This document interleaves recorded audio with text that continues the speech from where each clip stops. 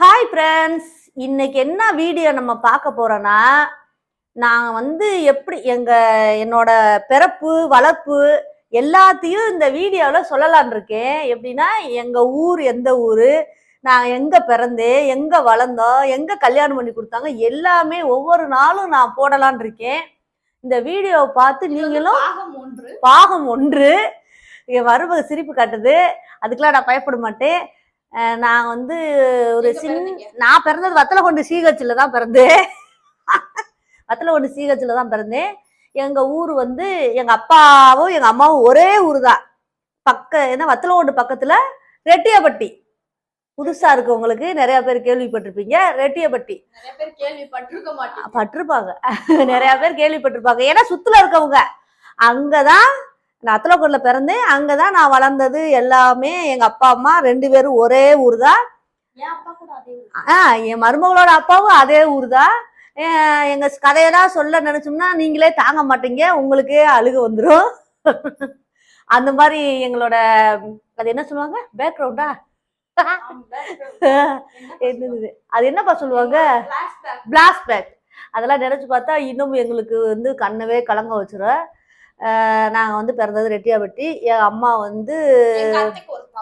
ஒரு தம்பி இருந்தேன். அந்த கதையெல்லாம் அப்புறம் போக போகதான் சொல்லுவேன் நான்.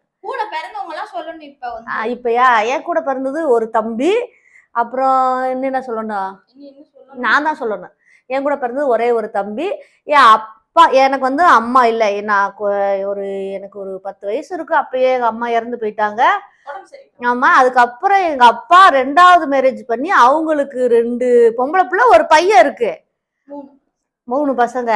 ஆனா நான் என்னமோ எங்க அம்மா தனியாவே விட்டுட்டு போயிடுச்சு.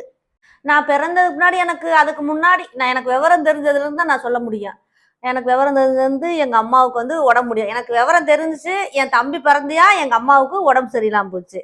அப்படியே என்ன பண்ணிட்டாங்க, நான் அப்போ எதனால உடம்பு சரியில்லைன்னா எனக்கு தெரியாது. ஆனா உடம்பு சரியில்லை. எனக்கு 5, 6, 7, 8, 9 வயசு இருக்கும் போதே நான் தான் வீட்டுக்கு தண்ணி தூக்கணும். வீட்டுல சமைக்கிறது அம்மா சமைப்பாங்க, உட்காந்துக்கிட்டே சமைச்சிருவாங்க. வாசல் கூட்டமா எல்லா வேலையும் நான் தான் செய்யணும். என் அம்மாவுக்கு ஹெல்ப் பண்றது நான் மட்டும்தான். அப்ப தண்ணி அடி பைப்புல தான் அடிக்கணும். நான் போய் ஒரு சட்டியில தான் தண்ணி தூக்கிட்டு ஊத்துவேன். அப்புறம் ஸ்கூல் பக்கத்துலேயே தான் ஸ்கூலு, அங்க போவேன், நல்லா படிப்பேன். தம்பியும் நான் தான் பாத்துக்கிறேன்னு. என் அப்பா போவாரு வருவாரு, எங்களை எதுவுமே கண்டுக்கிற மாட்டாரு அவ்வளவா. நாங்க சின்ன பிள்ளையா இருக்கும் போதும் சரி, நாங்க பெரிய பிள்ளையாயி கட்டி கொடுத்த பின்னாடியும் சரி, அவர் கண்டுக்கிறவே மாட்டாரு. இப்ப அப்பா மேல போயிட்டாரு. அதெல்லாம் அது எனக்கு கல்யாணம் ஆகி என் பையன் என் பொண்ணெல்லாம் பிறந்த பின்னாடிதான் அவர் இறந்தாரு. அத எப்படின்னா அது இன்னும் கொஞ்சம் போக போக சொல்லுவேன். ஆமா, அதெல்லாம் சொல்றேன். அதைத்தான் சொல்ல முடியும். இப்போதைக்கு 10 வயசு முடியும், 5வது போனேன்.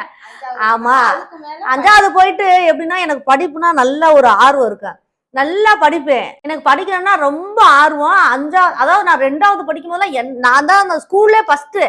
அப்ப வாத்தியார்லாம் சொல்லுவாங்க, ஐயோ நல்லா படிக்கிறேன்னு. அப்புறம் அம்மாவுக்கு சோம்பலா போகும், அப்படியே வீட்டுல வேலை பார்க்க, இது பண்ண, ஸ்கூல் போக, அப்படின்னாலும் படிப்பு ஓரளவுக்கு போயிட்டு தான் இருந்துச்சு. போனாலும் கொஞ்சம் கொஞ்சம் குறைஞ்சிருச்சு.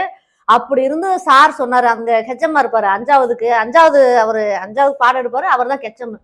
ஐயா, நான் கூட படிக்க வைக்கிறேன், இந்த பிள்ளைய நல்லா படிக்குது, நானே என் சொந்த செலவுல படிக்க வைக்கிறேன்னு சொன்னாரு. அவர் பட்டியரம்பட்டி தான் அந்த சார், பொன்ராஜ் அவர் பேரு.